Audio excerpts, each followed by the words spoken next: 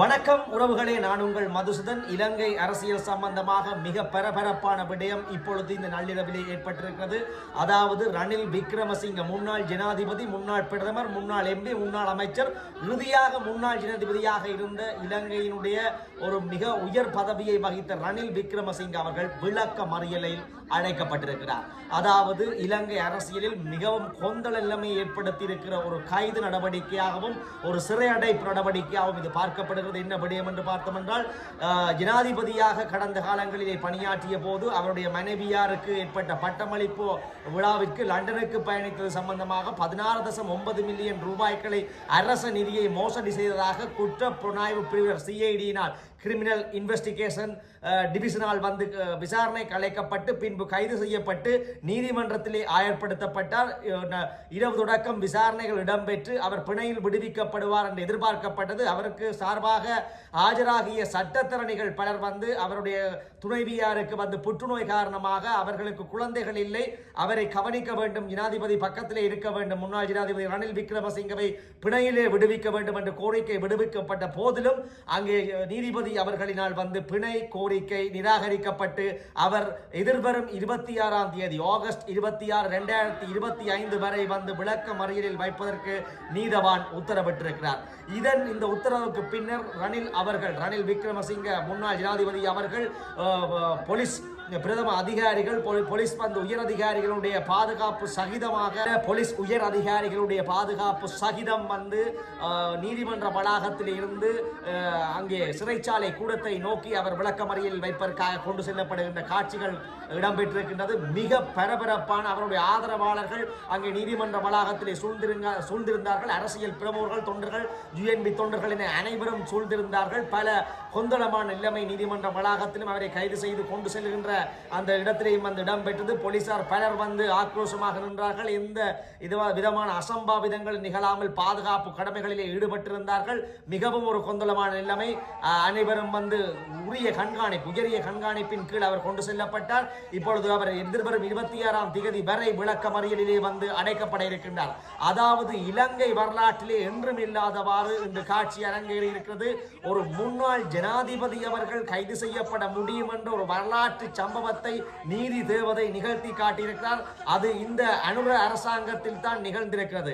ஆகவே வெறும் 16.9 மில்லியனுக்காக கைது செய்யப்பட்டிருக்கிறார். அவரே மிகப்பெரிய பணக்காரர். அவருடைய ராயல் சொத்துக்கள் கணக்க இருக்கின்றன. அவர்கள் ராயல் ஃபேமிலியே வந்தவர்கள், சொத்து பத்துக்களுக்கு உரித்தாளர்கள். அவர்களுக்கே இந்த விதமான நிலைமை என்றால் அவரே பல சொத்துக்களை ராயல் கல்லூரிக்கும் வெவ்வேறு தொண்டு நிறுவனங்களுக்கும் எழுதி கொடுத்திருக்கின்றார். அந்த நிலைமையிலே தன்னுடைய பாரியாருடைய பட்டமளிப்பு விழாவுக்கு லண்டன் சென்றதற்காக அரச நிதியை மோசடி செய்ததாக கைது செய்யப்பட்டு இன்று விளக்க மறியல் வரை அடைக்கப்பட்டிருக்கிறார் என்றால் ஒரு முன்னாள் ஜனாதிபதி, இலங்கையினுடைய பல பாரிய மோசடிகளை செய்தவர்கள், பினாமிகளை வைத்து சொத்துக்களை, மக்கள் சொத்துக்களை வந்து திரைசேரிக்கு வந்த காசுகளை கொள்ளையடித்தவர்கள், மக்கள் வரிப்பணத்தை கொள்ளையடித்தவர்கள் என்று பல மருந்து கொள்ளையில இருந்து இறக்குமதி செய்யப்பட்ட கொள்ளையில இருந்து வீதிகளை வந்து புனரமைப்பது, பாலங்களை கட்டுவது ஏற்பட்ட கொள்ளைகள், ஊழல் மோசடிகள் எல்லாம் இனி வெளிச்சத்துக்கு வரப்போகின்றது என்பதுதான் திட்ட தெளிவு. ஏனென்றால் ஒரு கரை படியாத கையுடைய ஜனாதிபதியாக கருதிய ரணில் விக்ரமசிங்க சொத்துக்களுக்கு அதிபதியானவர் அவரே 16.9 மில்லியன் மோசடி செய்திருக்கிறார். அரச நிதி மோசடி என்றால் உண்மையாகவே மோசடி செய்தவர்கள் என்று பீதியிலே கிளிகொண்டிருக்கிறார்கள். என்ன நடக்குமோ ஏது நடக்குமோ என்று சில பேர் மூட்டை முடிச்சுக்களை கட்டி நாட்டை விட்டு ஓடுவதற்கு கூட முன்னாள் அமைச்சர்கள் தயாராகி வருவதாக செய்திகள் தெரிவிக்கின்றன. இன்று நீதிமன்ற வளாகத்தை சூழ உயர் பாதுகாப்பு ஏற்பட்டிருக்கிறது. ரணில் விக்ரமசிங்க அவர்கள் எதிர்பார்த்திருக்க மாட்டார் இந்த வயதிலே, அதுவும் இத்தனைக்கு பிறகும் வந்து தனக்கு கைது நடவடிக்கை, அது முன்னாள் ஜனாதிபதியாக இருந்தவருக்கு எனக்கு இப்படி வருமோ என்று கனவில் கூட நினைத்து பார்த்திருக்க மாட்டார். ஆகவே இது வெறும் 16.9 மில்லியன் ரூபாய்களுக்காக நடைபெற்ற கைதுக்கு அப்பால் இன்னும் பல மில்லியன் டாலர்களை ஏப்பம் விட்டவர்கள், திரைசேரி காசுகளை ஏப்பம் விட்டவர்கள், பிணை முறைகளை ஏப்பம் விட்டவர்கள் என்று பல கைதுகள் தொடரலாம். ஆகவே முன்னாள் ஜனாதிபதிகள் கூட இனி விதிவிலக்கு அல்ல. சட்டத்தின் முன் நீதி தேவதை சரியாகத்தான் தொழிற்பட ஆரம்பித்திருக்கிறதா இந்த அரசியல் என்று மக்கள் எதிர்பார்க்கும் அளவிற்கு வந்து இந்த கைது நடவடிக்கையும் சிறை அடைப்பு நடவடிக்கையும் நடந்து கொண்டிருக்கின்றது. ஒன்றை மட்டும் மக்கள் புரிந்து கொள்ள வேண்டும், இது வந்து நாங்கள் கொந்தளிக்கிற விஷயம் அல்ல. சட்டத்தின்படி ஒருவர் குற்றவாளி என்று இனித்தான் தீர்ப்புகளும் விசாரணைகளும் சட்டங்களும் செயற்படுத்தப்படும். அதற்கு முன் சட்டத்தின் முன் நீதியின் முன் முன்னாள் ஜனாதிபதியும் ஒன்று, ஜனாதிபதியும் ஒன்று, முன்னாள் பிரதமரும் ஒன்று என்று நிரூபிக்கின்ற ஒரு காலகட்டத்திலே இந்த அரசு நிகழ்ந்து கொண்டிருக்கிறது. இந்த அரசிலே இது சம்பந்தமாக எந்த விமர்சனத்தையும் நாங்கள் கூறப்போவதில்லை. ஏனென்றால் வரலாற்றிலே என்றும் இல்லாதவாறு முன்னாள் ஜனாதிபதி கைது செய்யப்பட்டு விசாரணைக்கு உட்படுத்தப்பட்டு சிறையில் அடைப்பது இதுதான் முதல் கட்டம். விளக்கமறியலே முன்னாள் ஜனாதிபதி இருப்பது. ஆகவே சட்டம் சாமானிய மக்கள் முதல் பெரிய ஆகவே இன்று மக்கள் இலங்கை மக்கள் ஒரு மகிழ்ச்சிக்குரிய, அதாவது முன்னாள் ஜனாதிபதி கைது செய்யப்பட்டிருக்கிறார் என்ற துக்க செய்தி, அதாவது பலர் கொந்தளம், கட்சி தொண்டர்கள் கொந்தள நிலையில் இருந்தாலும் மக்களுக்கு ஒரு தெளிவான செய்தி என்னவென்றால் மக்களுக்கும் மன்னனுக்கும் சட்டமும் நீதியும் ஒன்றுதான் என்பதை இலங்கை வரலாற்றில் பதிவு செய்திருக்கிறது. அதாவது சாதாரண மனிதன் கொள்ளையடித்தால் எப்படி தண்டனையோ அதுபோல முன்னாள் ஜனாதிபதி என்ன, பிரதமர் என்ன, யார் கொள்ளையடித்தா என்ன, அரச மோசடி செய்திருந்தால் என்ன, குற்றம் செய்திருந்தால் சட்டத்தின் முன் யாவரும் சமம் என்ற நிலையை இந்த ஆட்சி, அதாவது இந்த புதிய அனுர அரசாங்கத்திலே பல விமர்சனங்கள் இருந்தாலும் நீதியை நிலைநாட்டுகிற விஷயத்தை நாங்கள் ஏற்றுக்கொள்ளத்தான் வேண்டும். இந்த நிலையிலே நாங்கள் பார்க்க வேண்டும் என்ன விஷயம் என்றால், வெறும் 16.9 மில்லியன் கணக்கிற்கு, அதாவது 1.7 கோடி, 1.5 கோடிக்கும் அதிகமான 2 கோடிக்கும் குறைவான இந்த மோசடி என்று நாங்கள் இப்பொழுது கூறக்கூடாது. அந்த தீர்ப்பு அளிக்கப்பட்டதன் பின்னர் தான் குற்றவாளியாண்டு தீர்மானிக்க வேண்டும். இப்போது விளக்கமறியல் தான்.